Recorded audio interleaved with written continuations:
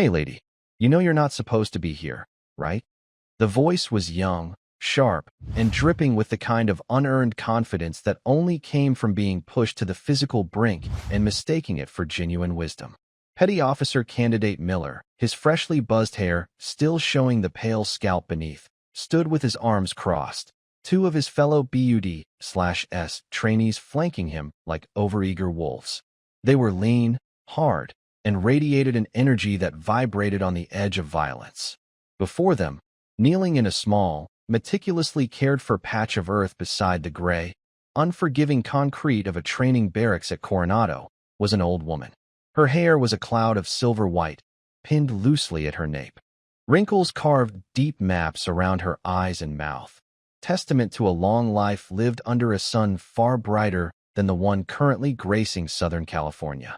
She wore simple denim overalls over a faded green t-shirt, and her hands, protected by worn leather gloves, moved with a slow, deliberate grace as she coaxed a stubborn weed from the soil around a rose bush. She didn't look up. "The roses need tending," she said, her voice quiet, like the rustle of dry leaves. Miller snorted, a harsh, dismissive sound. "The roses? This is a SEAL training facility, not a retirement home garden club. This is consecrated ground, lady.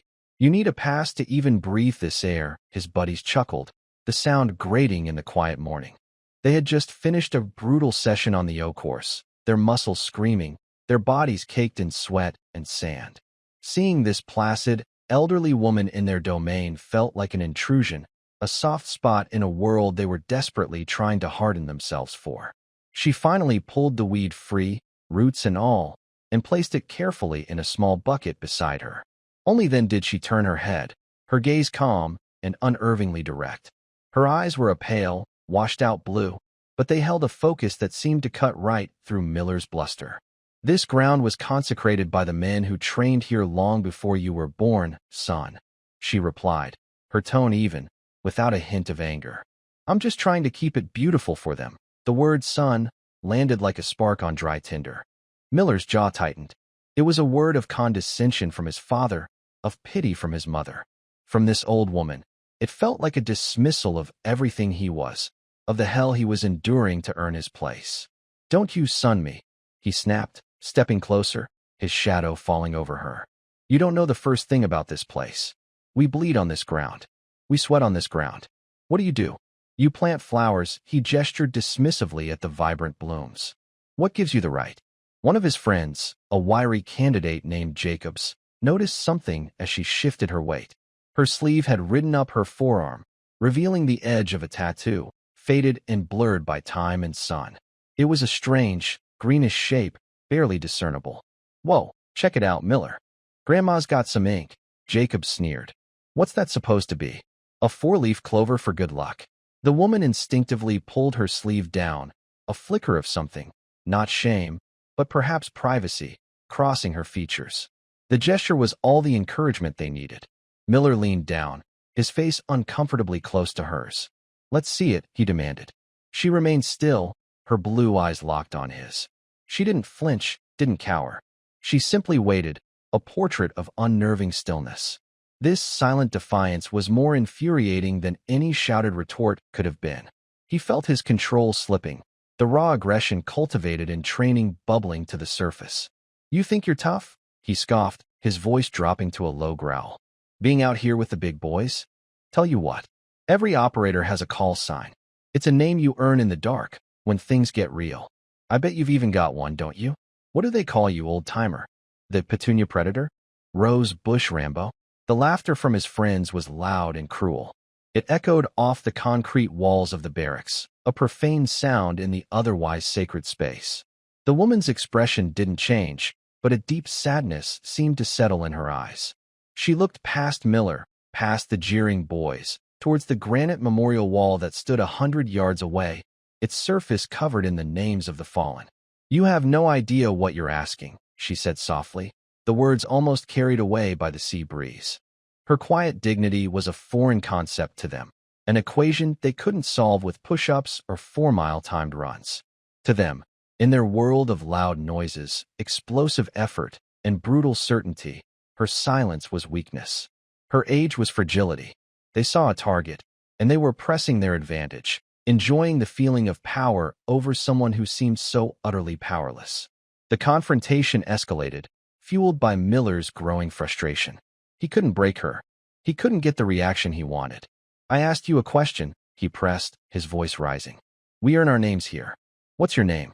What's your call sign?" He straightened up, puffing out his chest. "Or do you not have one? Are you just some random civilian who wandered into play in the dirt?"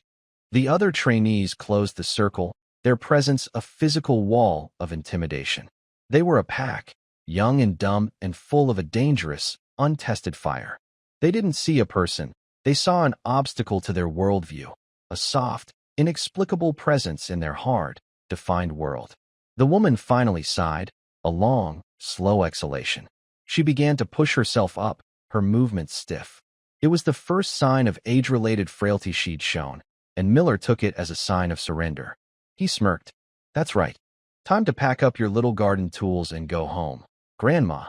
It was then that a new voice cut through the air, a voice that carried the weight of command and the gravel of 1,000 shouted orders on a firing line. "What in the hell do you think you're doing, Miller?" The trainees froze. They snapped their heads around to see Master Chief Petty Officer Thompson standing not 20 feet away. Thompson was a legend in the community, a man who had been a SEAL since before they were born. His face was a mask of granite, and his eyes, which had seen combat in every sand-choked hellhole of the modern era, were narrowed into slits of pure fury. He walked toward them, not with a march, but with a predator's glide, each step silent and deliberate. The air grew thick and heavy. The smirks vanished from the trainees' faces, replaced by the pale, wide-eyed look of terror they usually reserved for Hell Week.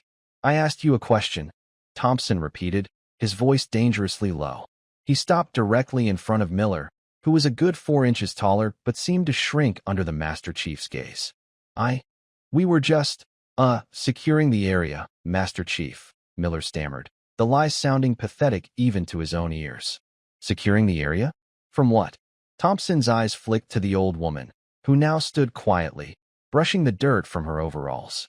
"From a civilian tending a garden that was approved by the base commander himself." He turned his laser-like focus back to Miller. "I heard you, candidate. I heard every disrespectful word. You were demanding her call sign."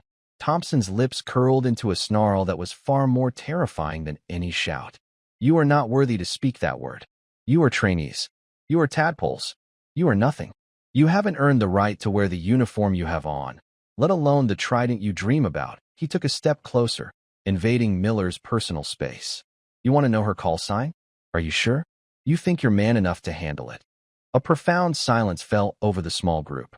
The sea breeze felt cold. The sun seemed to dim. The other 2 trainees took an involuntary step back, trying to distance themselves from Miller, the lightning rod. Miller stood his ground, trapped by his own arrogance and the Master Chief's suffocating presence. He could only manage a slight, terrified nod. Thompson didn't take his eyes off Miller. He spoke to the woman without looking at her, his voice suddenly filled with a deep and profound reverence that was utterly shocking. "Ma'am, I apologize for the behavior of these children. They are ignorant. They have not yet learned." He then turned his head slightly and gave her a slow, formal nod of respect. To the astonishment of the trainees, the old woman simply nodded back, a silent communication passing between the 2 of them. Then Thompson's attention snapped back to the trainees, his voice turning to steel. He pointed a thick, calloused finger at the woman's forearm, where her sleeve had once again ridden up. "You see this tattoo?" he barked. "Jacobs, you thought it was a clover. You are an idiot. That is the insignia of the Military Assistance Command, Vietnam, Studies and Observations Group. MACV-SOG, the name hung in the air, a piece of revered, almost mythical history. SOG, the deadliest, most clandestine special operations unit of the Vietnam War. The men who went on cross-border operations, who disappeared into the jungles of Laos and Cambodia and were never spoken of. The forerunners of everything the trainees hoped to become. Their mouths hung open. "This woman," Thompson continued, his voice dropping to a near whisper, a tone of awe seeping in, "is Dr. Evelyn Reed. During the war, she wasn't in a clean hospital in Saigon. She was a volunteer surgeon with the clandestine forward operating bases. When a Spike team got shot to pieces across the fence, it was her hands that put them back together. She went on bright light missions, the suicidal rescue operations to retrieve wounded operators and bodies from hot LZs. She did it unarmed, with nothing but a medical kit and a courage that would make every single one of you piss your pants. The trainees stared at Dr. Reed, truly seeing her for the first time. The wrinkles were no longer just signs of age. They were the etchings of history. The quiet demeanor was not weakness. It was the supreme confidence of someone who had faced the absolute worst of humanity and survived. The faded green t-shirt seemed to take on the hue of jungle fatigues. Miller felt the blood drain from his face. The ground beneath his feet, the consecrated ground he had so arrogantly claimed, suddenly felt unstable. He was standing in the presence of a ghost, a living piece of the heritage he had only read about in books. Thompson wasn't finished. He took a deep breath, as if preparing to speak a holy name. The men she saved, the grizzled, hard-as-nails Green Berets and SEALs of SOG, they gave her a name, a call sign. They didn't call her Doc or Evelyn. When a team was hit, when they were surrounded and bleeding out in the jungle, with the NVA closing in, the call that went out over the radio, the prayer they would send up, was, "Get us the Green Lady." The words landed with the force of a physical blow. The Green Lady. It wasn't about the garden. It was about the jungle. The Green Hell. She was the angel of mercy who appeared in that hell. Why Green Lady? Thompson's voice was now thick with emotion. Because she was a phantom. She'd slip into an LZ under fire that pilots refused to land in. A green-clad figure moving through the smoke and chaos. There's a story, one that old SOG guys still tell in hushed tones over whiskey. Spike Team Dakota was compromised deep in Laos. Ambushed by a battalion. Every man was wounded, too critically. They were surrounded, taking fire from all sides, with no way out. The FAC couldn't see them through the canopy. They were about to be overrun. Evelyn, back at the FOB, heard the radio traffic. She grabbed her kit, bullied a Huey pilot into flying her to the estimated coordinates, and rappelled 70 feet through the triple canopy jungle, alone. She landed in the middle of the firefight. The trainees were barely breathing. This was not a story from a book. The woman who had done this was standing right in front of them, smelling of rose soil and sunshine. For 6 hours, Thompson continued, his gaze distant, as if seeing the scene himself. She kept those men alive. She performed a thoracotomy on one man with a K-bar knife to relieve a tension pneumothorax. She used her own t-shirt to pack a femoral artery bleed on another. All while the team returned fire, moving from tree to tree around her, protecting her. When the extraction birds finally found a hole in the canopy at dusk, she had stabilized all of them. Every single member of Spike Team Dakota came home alive that day. Because of her. Because of the Green Lady, Thompson finally turned his full attention back to Miller, his face a mask of cold, controlled rage. You stand here, on the ground paid for by men like that, and you mock their savior. You demanded her call sign. Now you have it. Choke on it. Miller's legs felt weak. He couldn't speak. The arrogance that had defined him just minutes before had been systematically dismantled and burned to ash. In its place was a cavernous, soul-crushing shame. He looked at Dr. Reed, at this small, elderly woman, and saw the giant she truly was. He saw the firefight in the jungle. He saw the blood. He saw the impossible courage. He wanted the ground to swallow him whole. Just then, a black sedan pulled up nearby, and a man in the crisp uniform of a Navy captain stepped out. It was the base commander. Thompson's call had been brief and to the point. The captain strode over, his face grim. He'd been briefed. He looked at the 3 trainees, his eyes lingering on Miller with profound disappointment, then turned to Dr. Reed. He executed a perfect, sharp salute. Dr. Reed, my sincerest apologies. There is no excuse for this. None. Dr. Reed looked at the 3 young men. They stood with their heads bowed, unable to meet her gaze. They looked like what they were, boys, stripped of their false bravado, awaiting punishment. She could have ended their careers with a single word. They knew it. The commander knew it. Everyone knew it. She turned to the captain, her voice as calm and steady as it had been all morning. Captain, these boys have made a mistake. They lack understanding, not potential. Washing them out of the program would be a waste. The commander looked surprised. Ma'am, the best lessons aren't taught in a classroom or on the grinder, she said, her eyes moving back to Miller. They're learned through humility. I have a request. Anything, ma'am. Anything at all. I want them assigned to me, she said. For 1 hour. Every day? For the remainder of their time in BUD/S. She gestured to her small garden. This isn't just a flower bed.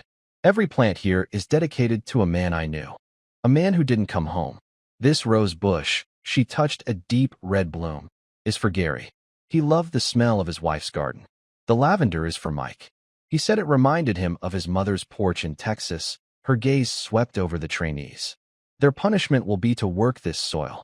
They will pull the weeds, and they will water the flowers.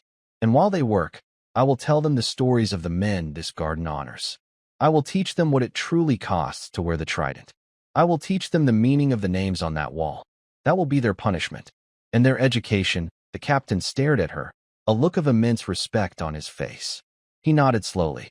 Your request is granted, ma'am. He turned to the shattered trainees. You heard her. You will report to Dr. Reed every day at 0600. You will give her the respect you would give your commanding officer. You will listen. You will learn. And you will thank God for the mercy she is showing you. Dismissed, the other 2 trainees practically fled, their shame a palpable force propelling them away. Miller remained, frozen in place. He finally lifted his head, his eyes swimming with tears. He looked at the green lady. Ma'am, he croaked, his voice cracking. I am so sorry. Dr. Reed simply looked at him, her pale blue eyes holding not anger, but a profound, weary sadness, and a flicker of something else, hope. She bent down, picked up a small hand trowel, and held it out to him. Apology accepted, son, she said, her voice gentle. Now let's get to work. I'll start by telling you about a young corpsman named Danny, who saved my life in the Ashau Valley. Miller took the trowel, its wooden handle feeling both impossibly heavy and profoundly sacred in his trembling hand. He knelt in the dirt, at the feet of a legend, a boy about to learn how to become a man.